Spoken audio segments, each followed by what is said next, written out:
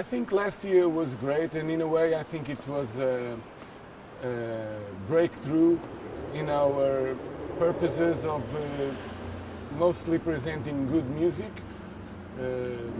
more than having big names, and create this environment where people want to be surprised, and in a way they trust that the program we do is good. So that's our goal every year. Well, from last year, I remember quite well the Didi Bridgewater concert, where she put so much of herself into the, not just the music she played or sang, but also the spirit around it. She was like a really great energy the days she spent here, but also the challenging trumpet and drums quartet, which was a world premiere and something we kind of started, this idea of bringing together two of the most amazing trumpet players and their drummers of choice, and the music was really great. But I can also have in mind Joe McPhee's solo concert, paying tribute to Don Cherry and Ornette Coleman, and this record will be released for this year's festival, and I think we're all very proud of it.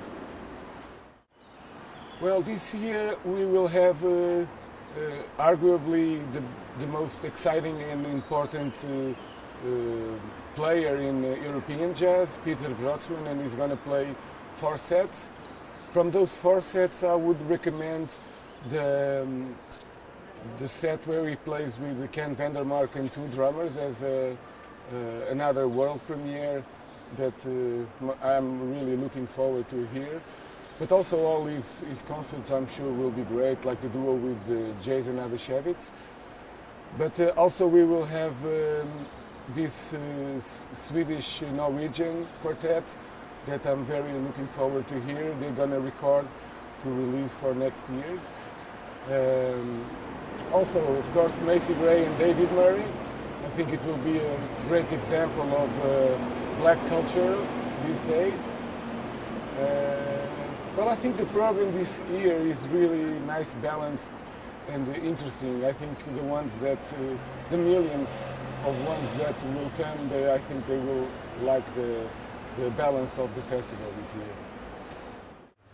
One of the strongest points about the program this year is the diversity of countries represented on this festival, from Norway to Sweden to United States, Japan, Morocco, Portugal, Slovenia.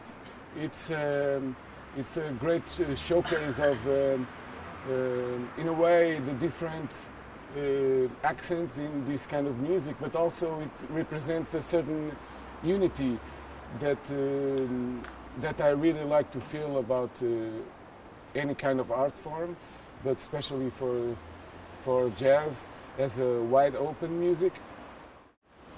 There's many streams in jazz in a way, but for me it's like when you break music into parts. I don't think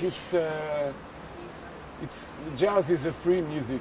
Even if it's composed or more abstract, more improvised or more structured, it's always a free music. So when you break this music into parts, for me it doesn't make so much sense. I think the music or the stream is every time the music is played, more than a preconceived idea about ways of playing this music.